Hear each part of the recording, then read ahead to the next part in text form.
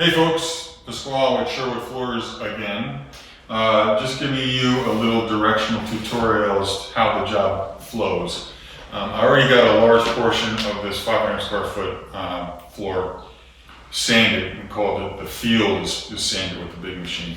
Now I got to come into the kitchen here and take care of this. The product I'm working with, the floor I'm working with, is very thin, 3/8 of an inch thick. So the wear layer is very thin. I don't have very much wiggle room to get down deep.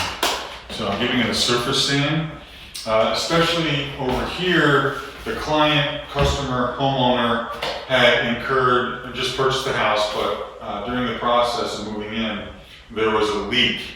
So water is never a good thing with wood in the house, and it took out a lot of moisture. What happens typically is either the floor buckles, it cups, or it crowns. And you have a myriad of that happening essentially in front of the refrigerator.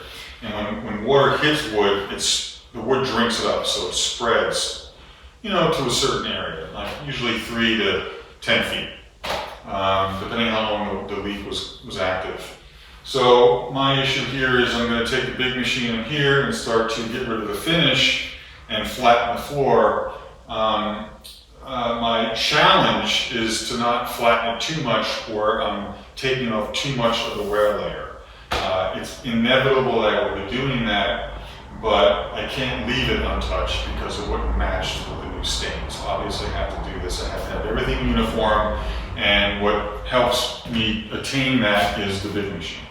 So I'll be coming in here with the big machine and sanding around these large obstacles, getting as close to them as possible without hitting them, of course.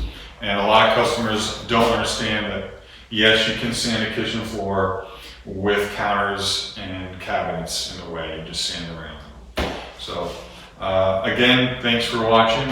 I'm Pasquale with SureWood Floors. Maybe I'll meet you in the near future.